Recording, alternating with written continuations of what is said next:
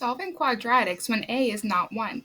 In this video, you'll learn that when given a quadratic expression in the form of ax squared plus bx plus c, where a is not 1, how to create equivalent expressions in factored form. We've learned to factor quadratics like ax squared plus bx plus c when a is 1, but what about if a is not equal to 1? Then we'll need to adjust the factoring method when a is not 1 by including a in the process.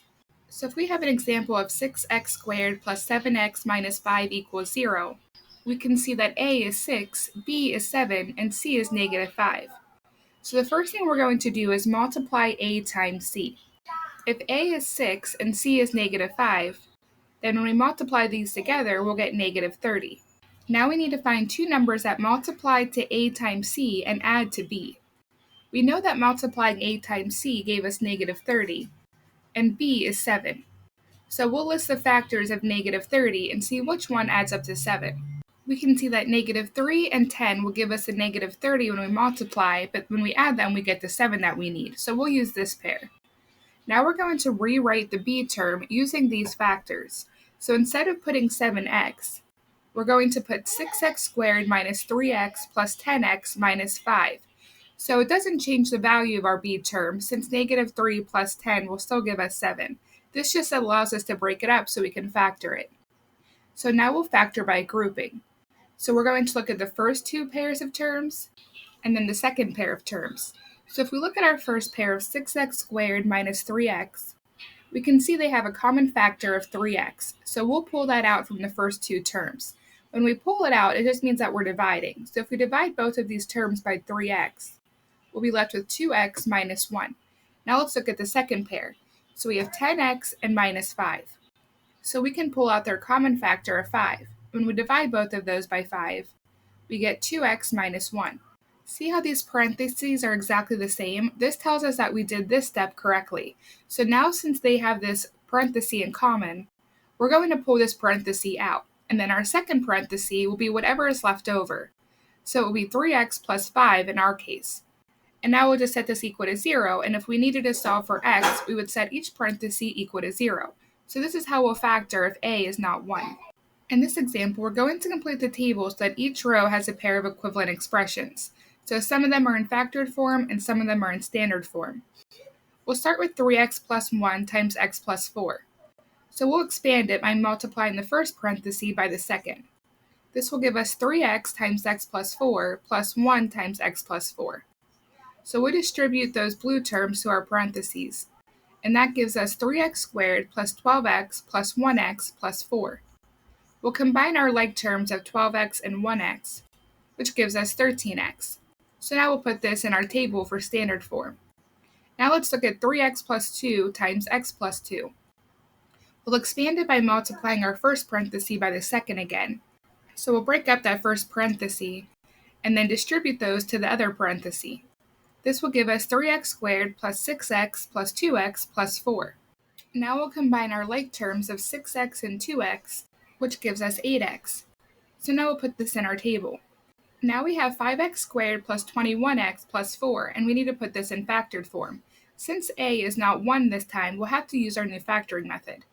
So we see that a is 5, b is 21, and c is 4. We'll start by multiplying a times c, which gives us 20. So we need to find two factors that multiply to 20, but add to our b term of 21. Those two numbers would be 20 and 1. So we'll replace our b term with those two new factors. Now we can factor these by grouping. So we'll look at the first pair and then the second pair. The first pair has a common factor of 5x, so we'll pull that out. When we pull the 5x out, we'll be left with x plus 4. In the next two terms, they don't have a common factor, so we'll just pull out 1. So when we divide those two terms by 1, we're still just left with x plus 4. Now we can see that our parentheses match, which is what we want to happen.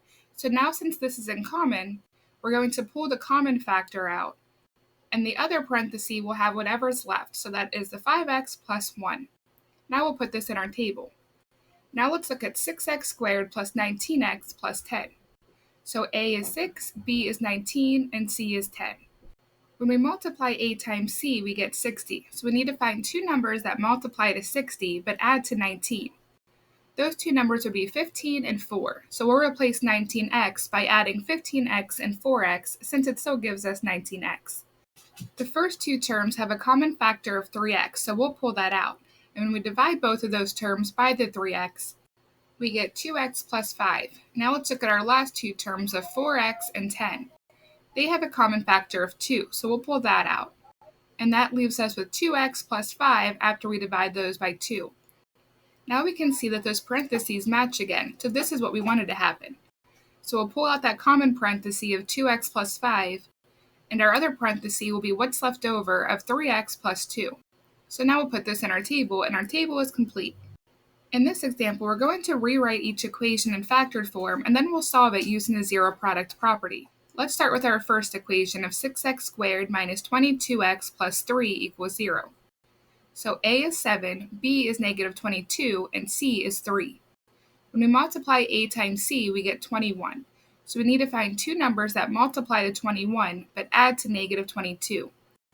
Those numbers would be negative 21 and negative 1. So we'll replace our b term with those two new factors. If we look at our first two terms, we can see they have a common factor of 7x. So we'll pull that out, and we're left with x minus 3. Now we'll look at the negative 1x plus 3. They don't have a factor in common, so we'll just pull out the negative 1 so that it matches our next parenthesis, which gives us x minus 3 when we divide by that negative 1. Since our parentheses match, we know that we did it correctly, and we can pull this parenthesis out. Our second parenthesis is what's left over with 7x minus 1.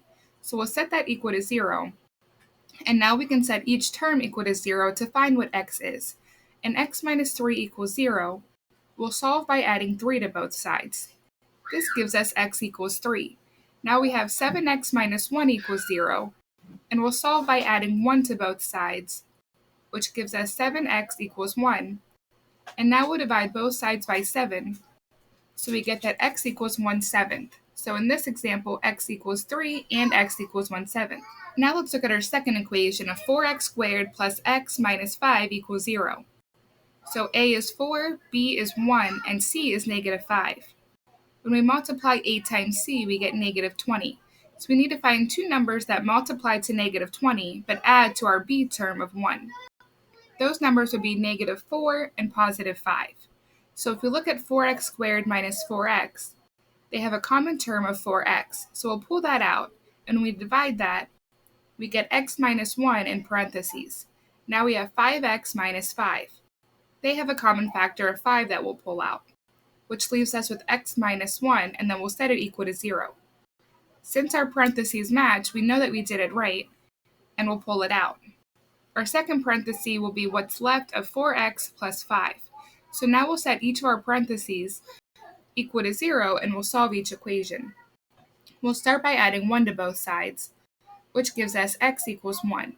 In our next equation, we'll start by subtracting 5 on each side, which gives us 4x is equal to negative 5.